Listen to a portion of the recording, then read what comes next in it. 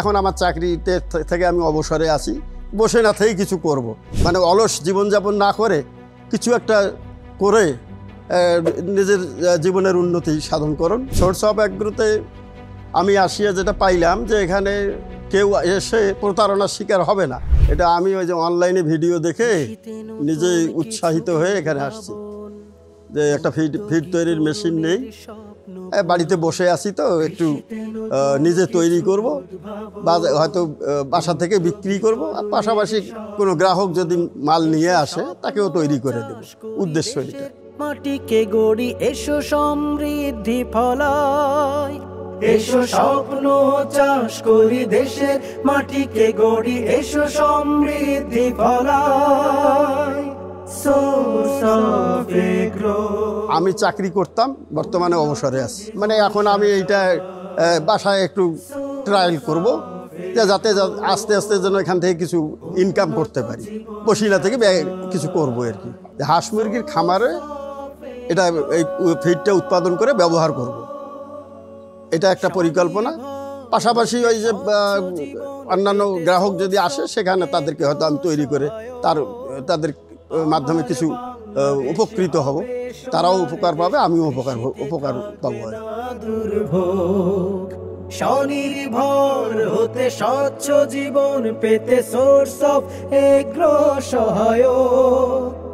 আমার বাংলাদেশ হবে সোনার দেশ, কৃষিতে থাকবে না দুর্ভোগ। সোর্স অফ এগ্রোতে আমি আসলাম, আসার পরে আমি ওখানে ওনাদের সঙ্গে কথা বললাম এবং ওখানে বিভিন্ন যন্ত্রপাতি দেখলাম। দেখার পরে আমি আমার পছন্দ মতো একটা ফিড তৈরির যন্ত্র কেনার মানসিকতা পোষণ করে এবং সেইভাবে আমি একটা 2 রোলার বিশিষ্ট একটা ফিড মেশিন কিনলাম। উন্নত জীবন সাজায় সোর্স অফ।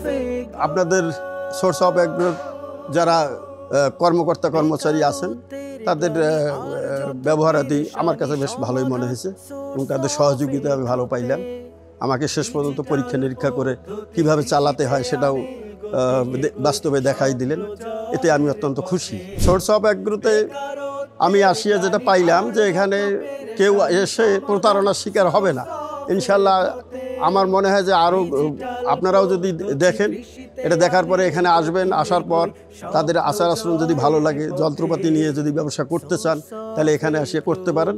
মানে করতে পারেন বলতে কি, এখান থেকে খরিদ করে নিয়ে যে আপনিও এটাকে কাজে লাগাতে পারেন। কাজে লাগায় নিজের উপকার হবে, পাশাপাশি দেশবাসীর উপকার করার সুযোগ আছে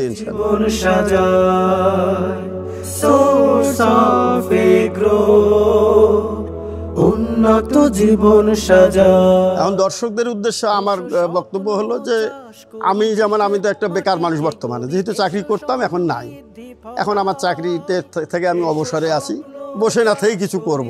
তা আমিও দর্শকের উদ্দেশ্যে বলতে চাই যে আপনারাও মানে অলস জীবনযাপন না করে কিছু একটা করে নিজের জীবনের উন্নতি সাধন করুন, এই আশাবাদ ব্যক্ত করি।